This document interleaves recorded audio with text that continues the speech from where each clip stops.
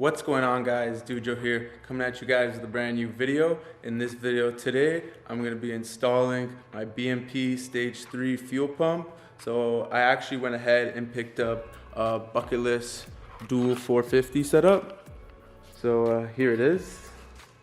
There's the dual 450s, the wiring, all the wiring you need, the hob switch, and basically everything I'm going to need. So if you guys didn't know, I'm actually right now I'm running a stage 2 pump, but it's only good for like 600 wheel. So I'm gonna swap that out, and I'm actually gonna put this stage 3 pump in so I can also crank up the horsepower and start running some ethanol. You guys know I've been trying to put the E in for a long time now, but it's actually finally happening. So let's get into this install. I'm gonna show you guys how to put it in. Alright guys, so the first thing I actually did was disconnect the battery. So the battery is all disconnected. So if you guys didn't know, my car is already like mostly gutted. So it's gonna make it a lot easier. I'm not gonna have to take off the back seat.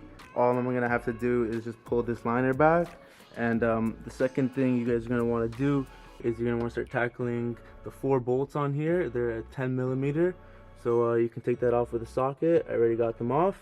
Side. We got Erwin, he came to help out, guys, because it's kind of hard to get footage on my own, so Erwin's here, the expert, gonna help us getting this fuel pumping.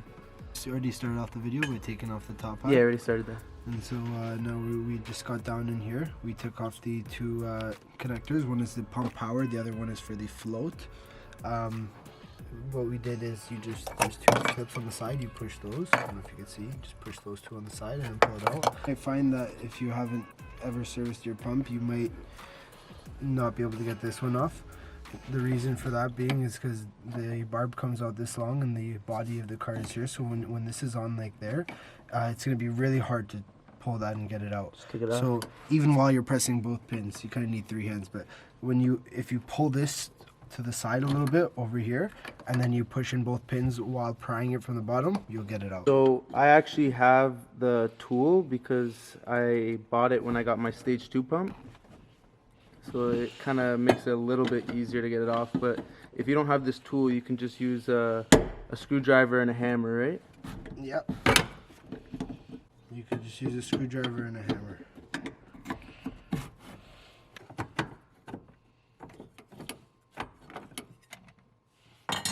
Now that we got everything disconnected, we're just gonna take this out.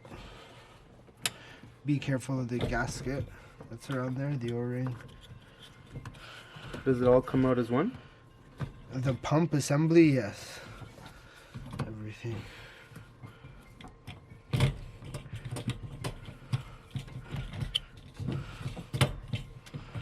We have to disconnect this line. Where is it?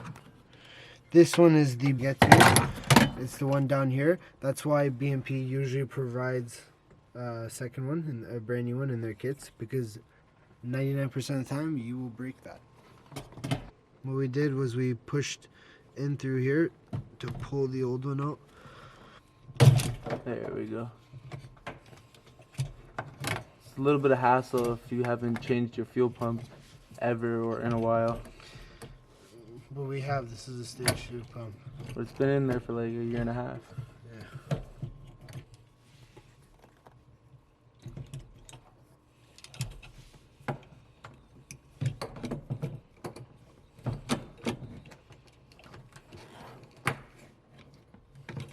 Want me to grab it? And it's out. Got a Fuel It Stage 2 pump. It was the single wall bro. And now we're gonna start putting the dual wall bro 450 in. The Stage 3 from BMP.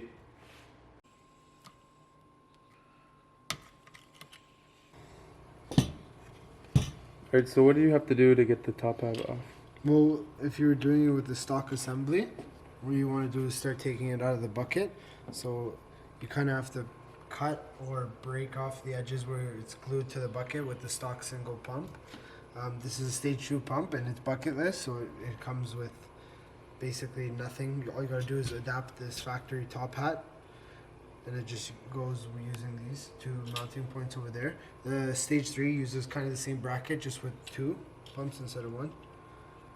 Basically, you want to have the inlet for the hat facing the back of the pump where the float gets mounted onto. That's what we're doing with the provided screws they have. To make sure you're not getting any wires in the way of the float. As you guys can see, what we did is we drilled 2 holes in the top hat. One is, this is for the secondary pump, obviously. We labeled out the negative and the positive terminals because we're going to be connecting the wiring that comes included in this BMP kit. And this, basically with how this is going to work, it's going to be activated by an external hop switch. So I believe at a certain PSI, I don't know what it is, 15 PSI or something like that, it's going to activate the secondary pump. So it comes everything with the fuses and the relay. You just got to tap into the battery and install your hub switch.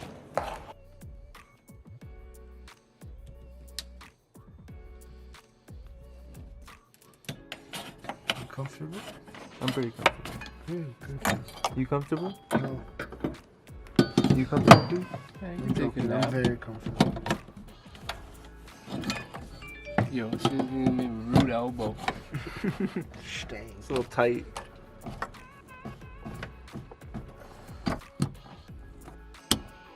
Gee.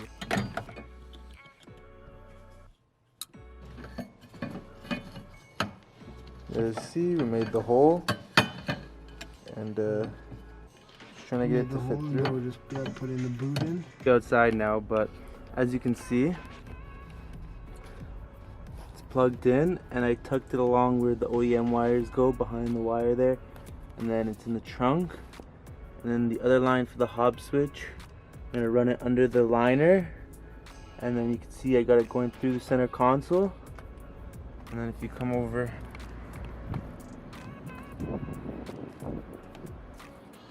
here, you can see I went through the center console, and then I passed in through here, and then I keep going along, and then I got it coming out right there.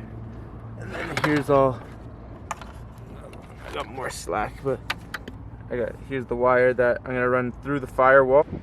Most of the time, guys, you're gonna actually have to tap into your charge pipe, but as you can see, my on3 charge pipe already comes with a piece there for a hob switch. Ran it through, up the firewall.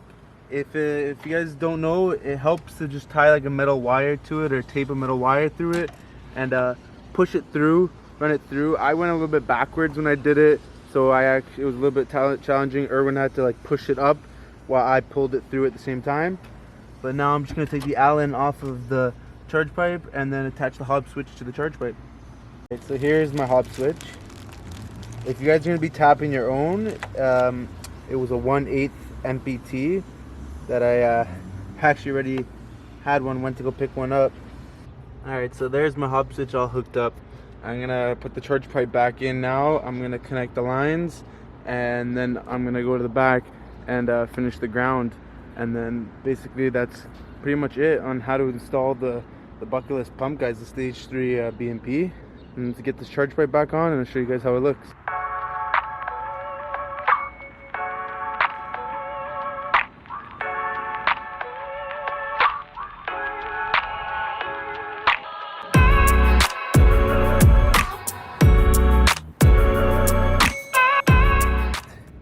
Through the firewall.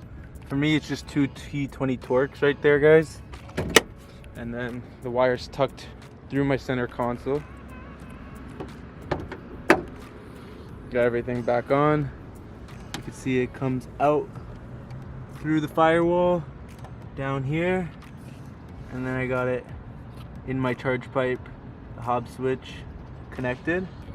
It's kind of hard to see with the power steering and my catch cans right there, but everything's hooked up.